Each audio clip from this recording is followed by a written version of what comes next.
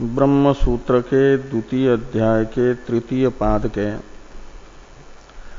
प्रथम अधिकरण के 7वें सूत्र के व्याख्यान रूप भाष्य की चर्चा हम लोग कर रहे हैं। तृतीय पाद श्रुति वाक्यों में जो परस्पर आपाततः विरोध प्रतीत होता है उसका परिहार करने के लिए है। वेद में सृष्टि के प्रकरण में कहीं आकाश की उत्पत्ति बोधक वाक्य हैं, कहीं नहीं है। तो आकाश को उत्पन्न माना जा या अनुत्पन्न माना जा, यह संशय होता है। यदि आकाश उत्पन्न होता तो सर्वत्र आकाश की उत्पत्ति बोधक वाक्य होते। तो श्रुति भी कहीं आकाश की उत्पत्ति बता रही है, कहीं नहीं बता रही है, तो एक प्रकार से परस्पर विरोधी श्रुति वाक्य है।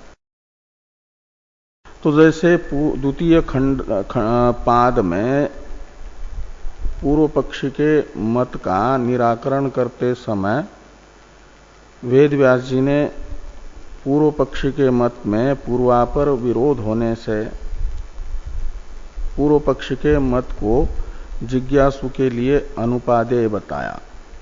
ऐसे श्रुति मत भी तो परस्पर विरुद्ध है, श्रुति वचन भी। इसलिए श्रुति मत भी जिज्ञासु के लिए हमारे मत के तरह अनुपादेय होगा। इसे ध्यान में रख करके पूर्व पक्षी श्रुतियों में, श्रुति वचनों में परस्पर आकाश की उत्पत्ति को लेकर के विरोध होने से आकाश विषयक श्रुति वचन अनुपादेय हैं। श्रुति मत भी ये कहना चाह रहे हैं। और जो श्रुति को प्रमाण तो मानते हैं, लेकिन प्रत्यक्ष या अनुमान से अनुमोदित शब्द ही प्रमाण होगा, स्वतः प्रामाण्य शब्द में नहीं मानते हैं। ऐसे वैशेषिक जो सिद्धांत एक देशी के रूप में, एक देशी के, और सिद्धांत एक देशी में तो एक देशी के रूप में उपस्थित हैं, उन्हें आकाश वेद को प्रमाण मानना तो अभिष्ट है, लेकिन आकाश की उत्पत्ति मानना अभिष्ट नहीं है। इसलिए प्रथम सूत्र में ही, प्रथम सूत्र से लेकर के 5वें सूत्र तक एक प्रकार से आकाश की अनुत्पत्तिवादी एक देशी शब्दित वैशेषिकों ने कहा कि आकाश अनुत्पन्न है, आकाश की उत्पत्ति नहीं होती। और जो तैत्तिरीय में तस्माद् वा ये तस्मादात्मनः आकाश संभूत यह वचन प्रतीत हो रहा है आकाश की उत्पत्ति बोधक, वह गौणार्थक है, मुख्यार्थक नहीं। इस प्रकार आकाश की उत्पत्ति बोधक श्रुति गौणार्थक है और आकाश की अनुत्पत्ति जिस प्रकरण में है वह प्रकरण एक प्रकार से अनुमान से और प्रत्यक्ष से अनुमोदित शब्द प्रमाण होने से मुख्यार्थक है। तो तेजादि की ही उत्पत्ति है, आकाश की उत्पत्ति नहीं है। ये मत जो एक देशी का है उसका निराकरण करते हुए इस अधिकरण के 6ठे सूत्र से सिद्धांत प्रारंभ हुआ और ये कहा गया यदि आकाश को अनुत्पन्न मानेंगे एक देशी के आग्रह के अनुसार, यानी वैशेषिकों के आग्रह के अनुसार। तो उपनिषदों में स्थान स्थान पर जो प्रतिज्ञा की गई है वह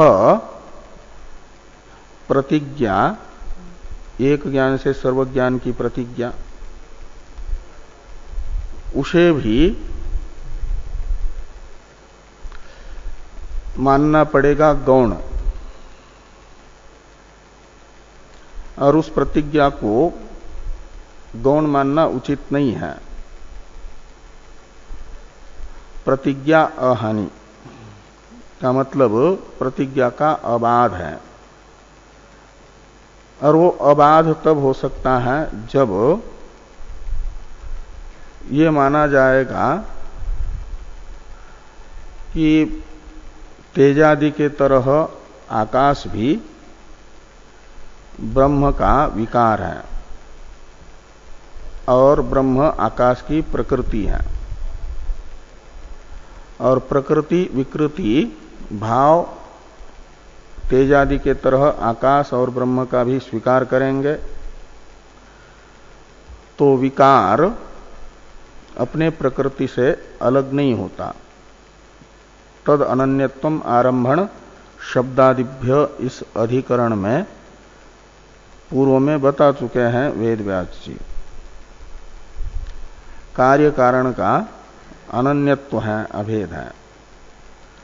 तो ब्रह्मरूपी प्रकृति का ज्ञान होने से जैसे तेजादि का ब्रह्मरूपी प्रकृति से अनन्यत्व होने से, अभेद होने से ज्ञान होगा, तत्वतः अभेद है, ऐसे आकाश भी उसी ब्रह्म का विकार होगा।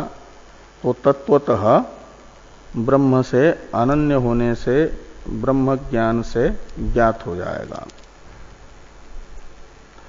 और एक ज्ञान से सर्वज्ञान की प्रतिज्ञा उपपन्न हो जाएगी, सिद्ध हो जाएगी। और ये जो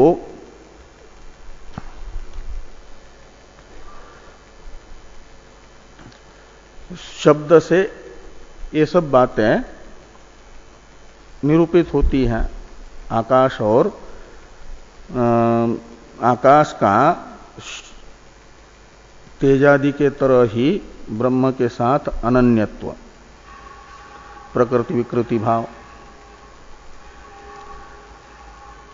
और ये जो आकाश है इसकी उत्पत्ति बोधक श्रुति मुख्यार्थक ही है, गौणार्थक नहीं है। तस्माद् वा तस्माद् आत्मनः आकाश संभूत, ये भी प्रकृति विकृति भाव आकाश और ब्रह्म में स्वीकार करने पर उत्पन्न हो जाता है। और आकाश उत्पन्न है यह बात केवल श्रुति से मात्र ज्ञापित हो रही है ऐसी बात नहीं, युक्ति से भी आकाश की उत्पत्ति ही सिद्ध होती है।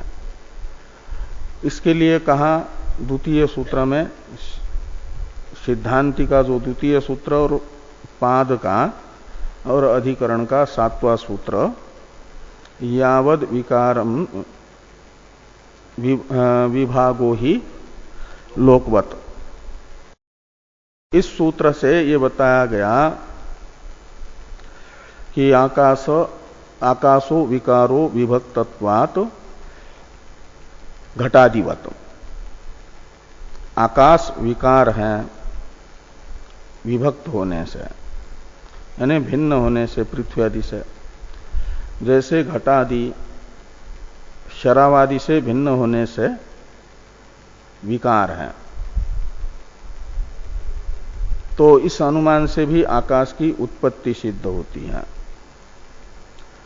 तो श्रुति और युक्ति आकाश को उत्पन्न बता रही है, इसलिए आकाश विकार है तो उसकी कोई ना कोई प्रकृति होनी चाहिए। तो प्रकृति कौन होगा? तो तस्माद् वा तस्माद् आत्मनः आकाश संभूत इत्यादि श्रुति में जो आत्मनः में पंचमी विभक्ति है वह प्रकृति अर्थ में ही है। तो आत्म शब्दित ब्रह्म से ही आकाश निष्पन्न होगा, ब्रह्म उसकी प्रकृति होगा। ये सब चर्चा भाष्य में चल रही है। तो आकाश कार्य है, यह श्रुति प्रमाण से निश्चित होता है। इसे बताने वाला जो ये भाष्य वाक्य है कि अतः श्रुति प्रामाण्यात एकस्मात् ब्रह्मण आकाशादि महाभूतोत्पत्ति क्रमेण जगत जातम इति निश्चीयते।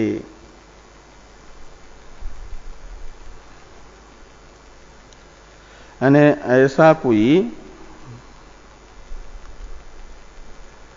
श्रुति वचन है नहीं जो ये बता दे कि कार्य जो उत्पन्न होता है वह अनेक द्रव्य से ही उत्पन्न होगा, एक से उत्पन्न नहीं होगा। ऐसा कोई श्रुति वचन न होने से और एक ब्रह्म से विविध प्रकार का जगत उत्पन्न होता है, इस अर्थ का ज्ञापक एक नहीं अनेक श्रुति वचन होने से ये कहा गया कि श्रुति प्रामाण्यात एकस्मात् ब्रह्मण आकाशादि महाभूतोत्पत्ति क्रमेण जगत जातम, जगत उत्पन्न हुआ, यह बात निश्चित होती है। अब तथा चोक्तम इत्यादि भाष्यवाक्य की अवतरण टीका है। लोके कर्तुः सहाय दर्शनात् असहायात् ब्रह्मण कथम सर्ग इति तत्र आह तथा चोक्तम इति। तो ये कहते हैं तो लोक में देखा जाता है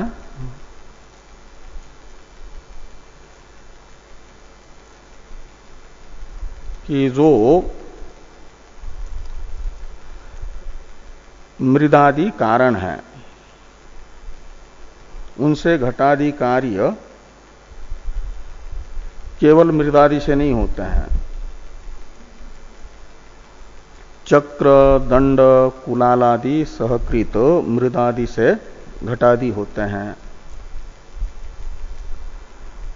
और आपके यहां तो एक मेवा द्वितीय ब्रह्म ही मात्र कारण प्रकृति के रूप में विद्यमान है, तो उससे आकाशादि क्रम से जगत कैसे निष्पन्न होगा, कोई सहायक न होने से।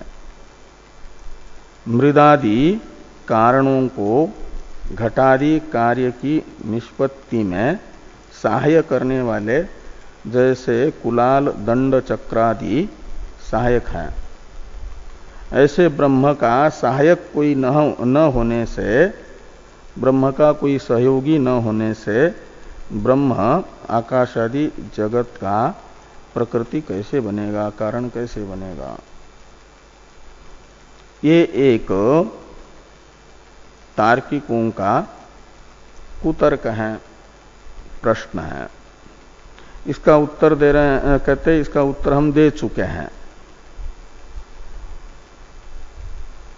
द्वितीय अध्याय के प्रथम पाद में ही भाष्यकार भगवान केवल इस कुतर्क का उत्तर पहले हो चुका है ये बता रहे हैं, स्मरण करा रहे हैं कि तथा चोक्तम, उक्तम का करता है अस्माभि, हम सिद्धांतियों के द्वारा इस कुतर्क का समाधान कह दिया गया है।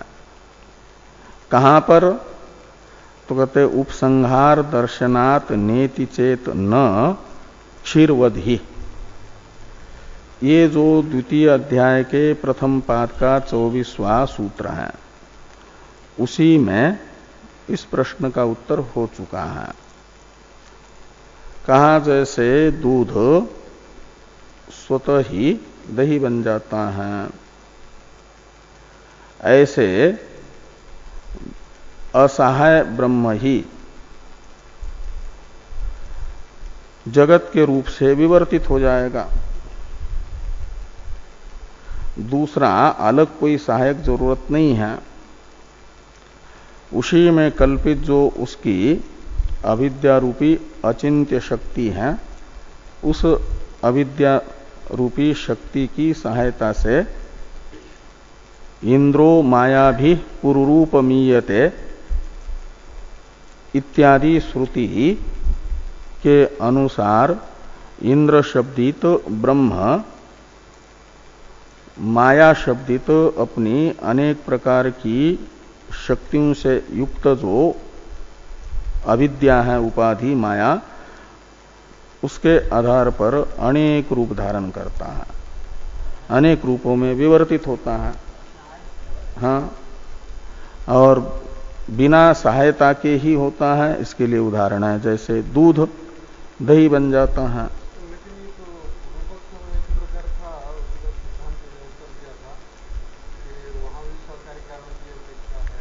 हाँ।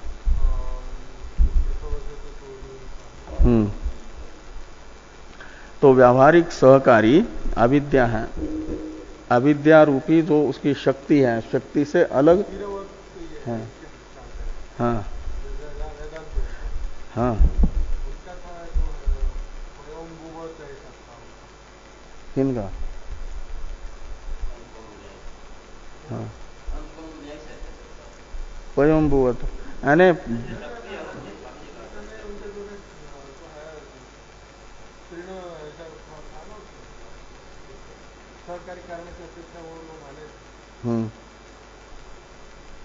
लेकिन यानी अविद्या शक्ति को लेकर के ही ब्रह्म अनेक रूप धारण करता है, जगत रूप बनता है, अलग सहायता की जरूरत नहीं है।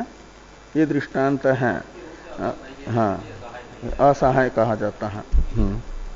और बाकी ये मायांतु प्रकृति विद्यान मायनंतु महेश्वरम और माया सचिव ब्रह्म है इत्यादि उमा सहाय, ऐसा ही कहती है ना श्रुति। हाँ, लेकिन शक्ति शक्तिमान का अभेद होने के कारण उस शक्ति की अलग ब्रह्म के तरह सत्ता नहीं है, और उस माया रूपी सचिव के द्वारा, और इसमें भी अविद्या सचिव करके भामती के मंगलाचरण में वो लिखते हैं ना, भामतीकार भी। तो अविद्या सचिव है उसका, ब्रह्म का, लेकिन वो अलग नहीं है। जैसा पूर्व पक्षी अलग मिट्टी से कुलाल का, चक्र का और दंडादि का सहयोगी अंतर का स्वतंत्र अस्तित्व मान करके सहयोगी मानता है, ऐसा स्वतंत्र सहयोगी कोई नहीं है, तो भी बन जाता है। इस अभिप्राय से ये दृष्टांत दिया हुआ है।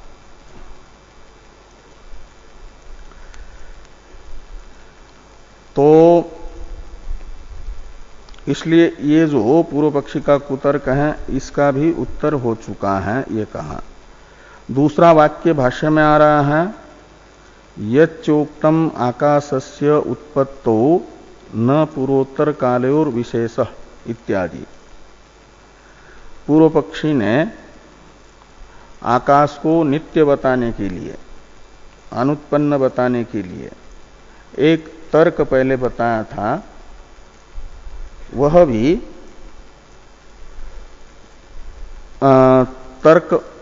तर्काभास ही है, सत्तर्क नहीं है। उसमें पूर्व पक्ष के द्वारा आकाश की नित्यता का ज्ञापक जो एक तर्क दिया गया था, वह तर्क भी प्रमाण रूप तर्क नहीं अपितु तर्काभास है। इसे भाष्यकार भगवान यच्च उक्तम इत्यादि से कह रहे हैं, पूर्व पक्षी के उस तर्क का अनुवाद करके। यच्च उक्तम इत्यादि की अवतरण टीका है।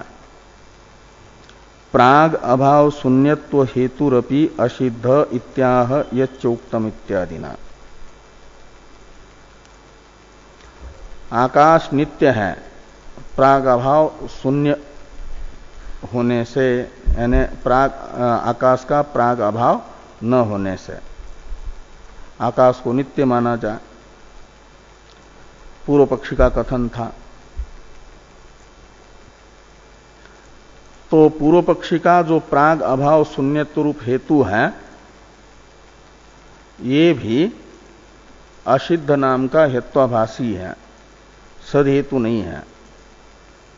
इसे भाष्यकार भगवान यच्च उक्तम इत्यादि से कह रहे हैं।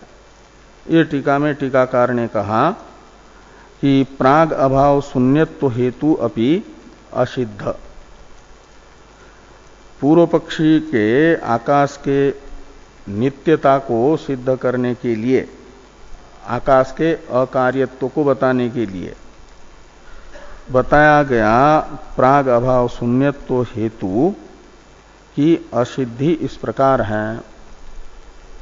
यच्च उक्तम आकाशस्य उत्पत्तो न पूर्वोत्तर कालयोर विशेष संभावितुम शक्यत इति। इतना तो अनुवाद है पूर्व पक्षी के तर्क का, और तद अयुक्तम इससे उसमें तर्काभासत्व बताया जाएगा। आकाश को उत्पन्न मानने पर आकाशस्य उत्पत्तो सत्याम, ये सती सप्तमी है। इसलिए पूर्व पक्षी ने जो ये कहा था कि आकाश को उत्पन्न मानने पर आकाश के उत्पत्ति से पहले और आकाश के उत्पत्ति के अनंतर कोई विशेष की संभावना नहीं है, विशेष प्रतीत नहीं होता। जैसे तेजादि की उत्पत्ति से पहले और उत्पत्ति के अनंतर विशेष प्रतीत होता है। तेज उत्पन्न हुआ तो रूपादि का ग्रहण, चाक्षुष प्रत्यक्षादि ज्ञान होता है, और ये तेज की उत्पत्ति से पहले रूपादि का ग्रहण नहीं हो रहा था। तो ये रूपादि का ग्रहण तेज की उत्पत्ति के बाद विशेष है, और अग्रहण ये तेज के उत्पत्ति से पहले वाला विशेष है। ऐसा जो है आकाश की उत्पत्ति से पहले कोई विशेष नहीं था, जो आकाश के उत्पन्न होने के बाद आया, ये देखा नहीं जा रहा है। का मतलब आकाश की उत्पत्ति के बाद जो स्थिति है वही उत्पत्ति से पहले है। आकाश का प्राग अभाव नहीं है। यदि प्राग अभाव होता तो आकाश की उपस्थिति में, भावात्मक स्थिति में जो विशेष है उसका अभाव आकाश के प्राग अभाव काल में दिखता, लेकिन ऐसा कोई अनुभव में नहीं आ रहा है। इसलिए आकाश को अकार्य ही माना जाए, ऐसा जो पूर्व पक्षी ने कहा था। प्रथम सूत्र से लेकर के पांचवें सूत्र तक पूर्व पक्षी है। तो उस समय पूर्व पक्षी ने यह तर्क दिया था अपने मत की स्थापना करते समय। भाष्यकार भगवान कह रहे हैं कि तद अयुक्तम, ये आकाश की उत्पत्ति से पहले और आकाश की उत्पत्ति के अनंतर कोई विशेष नहीं है, ये कहना अनुचित है। तद अयुक्तम का अर्थ है। क्यों? कहते विशेष देखने को मिलता है। आपको आकाश की उत्पत्ति के बाद जो विशेष होता है आकाश में, उसको देखने की दृष्टि नहीं है, वो अलग बात। लेकिन आकाश में विशेष होता है, वो विशेष बता रहे हैं जो सिद्धांती अपनी दृष्टि से देखते हैं। तो ये नैव ही विशेषेण पृथ्व्यादिभ्यो व्यतिरिच्यमानं नभः स्वरूपवद इदानीम अध्यवसीयते स एव विशेष प्राग उत्पत्तेर नाशित इति गम्यते। कहते हैं कि स्थिति काल में जगत के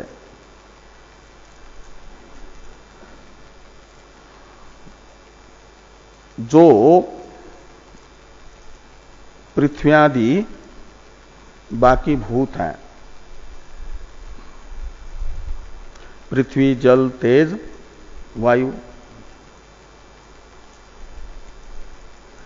इनसे भिन्न स्थिति काल में आकाश प्रतीत हो रहा है कि नहीं? वो लोग भी मानते हैं 9 द्रव्य में से पृथ्वी जल तेज वायु से भिन्न 5वां द्रव्य आकाश है। तो भिन्न है तो उसमें भिन्नता का प्रयोजक क्या हेतु है, क्या विशेष है, किस विशेष को लेकर के पृथ्व्यादि 4 भूतों से अलग आकाश को मान रहे हैं? उसके लिए क्या विशेष भूत का लक्षण है? उनके बाह्य इंद्रिय ग्राह्य विशेष गुणवत्वम भूतत्वम। आकाश भूत है, 9 द्रव्य में से 5 द्रव्यों को भूत मानते हैं, 4 द्रव्यों को भूत नहीं माना जाता। काल, दिशा, आत्मा, मन, इन चारों को वैशेषिक भूत नहीं मानते हैं।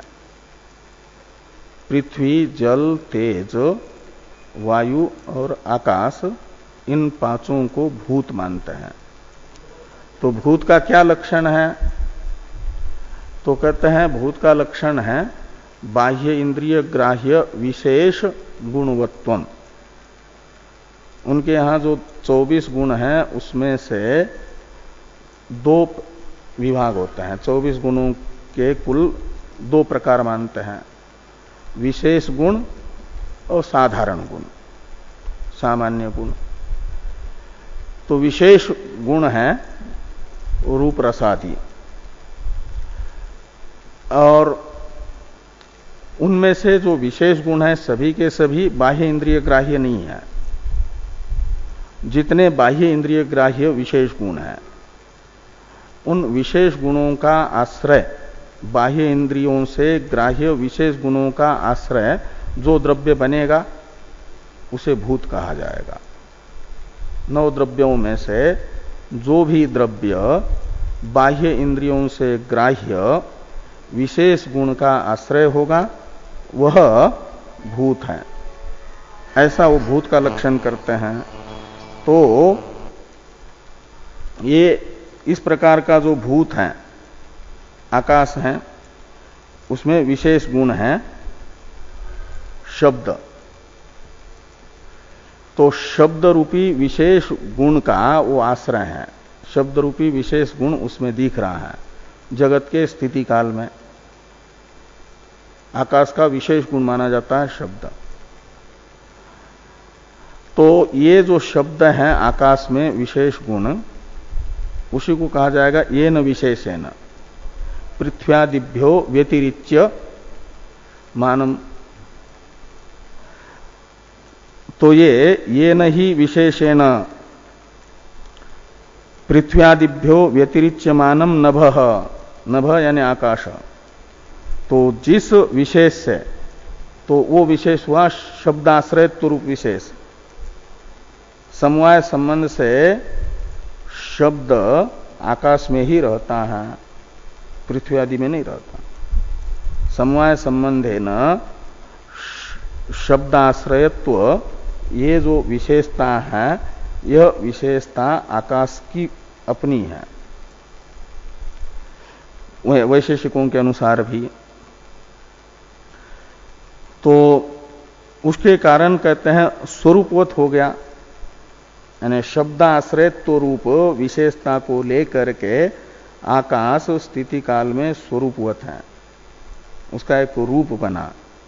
रूप का अर्थ ये लाल पीला नीला ये नहीं, यानी नभ इस आकाश का अर्थ वो है शब्दाश्रय द्रव्य।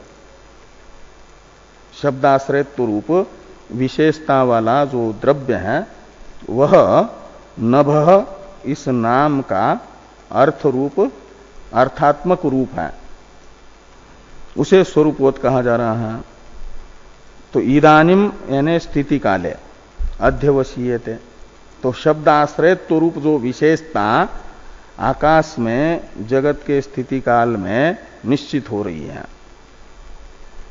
स एव विशेष प्राग उत्पत्तेर नाशीत। तो शब्दाश्रयत्व रूप विशेष का अभाव आकाश के उत्पत्ति से पहले था। तो जैसे तेज के उत्पत्ति काल के बाद स्थिति काल में रूप ग्रहण हो रहा है, रूपाश्रयत्व है उसमें, ऐसे उत्पत्ति से पहले वो रूपाश्रयत्व उसमें नहीं है। तो ऐसे यहां पर भी हो जाएगा, शब्दाश्रयत्व रूप विशेष का अभाव आकाश के उत्पत्ति से पहले, और आकाश उत्पन्न होता है तो शब्दाश्रयत्व रूप विशेष से विशेष आ जाता है उसमें। इसलिए नहीं कहा जा सकता कि कोई विशेष आकाश की उत्पत्ति के पूर्व में और उत्पत्ति के अनंतर प्रतीत न होने के कारण आकाश अनुत्पन्न है, ये नहीं कहा जा सकता। थोड़ी टीका है, टीका को देखिए।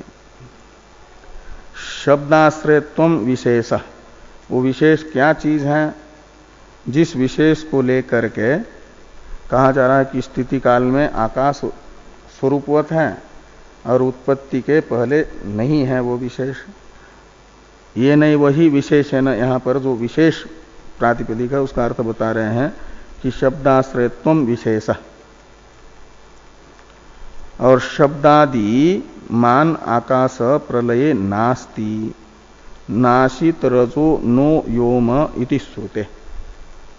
ये श्रुति प्रलय काल का वर्णन करने वाली ये कह रही है कि उस समय उत्पत्ति से पहले रजह नहीं है और योम भी नहीं है, आकाश भी नहीं है।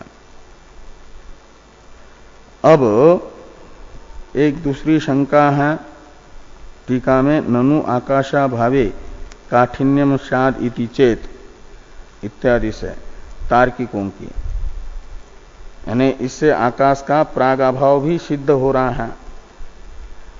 शब्दाश्रयत्व रूप विशेष जगत के स्थिति काल में जो प्रतीत होता है वह शब्दाश्रयत्व का अभाव नाशित योम, यह श्रुति बता रही है। इसके आधार पर, श्रुति के आधार पर, उस तर्क के आधार पर सिद्धांतियों ने आकाश का प्राग अभाव भी होता है ये बताया। तो पूर्व पक्षी एक दूसरा कुतर्क कर रहे हैं, आकाश के उत्पत्ति से पहले आकाश का यदि अभाव मानेंगे तो फिर आकाश तो अवकाशात्मक है, तो अवकाशात्मक आकाश का अभाव होने पर फिर क्या होगा, तो काठिन्य आना चाहिए। तो ऐसा कोई ठोस पदार्थ था उस समय, फिर अवकाश नहीं था, अवकाश का अभाव, उसका विपरीत काठिन्य, इसका प्रसंग आएगा। ये पूर्व पक्ष की शंका है टीका में, और समाधान भी आ रहा है। इस पर चर्चा हम लोग कल करते हैं।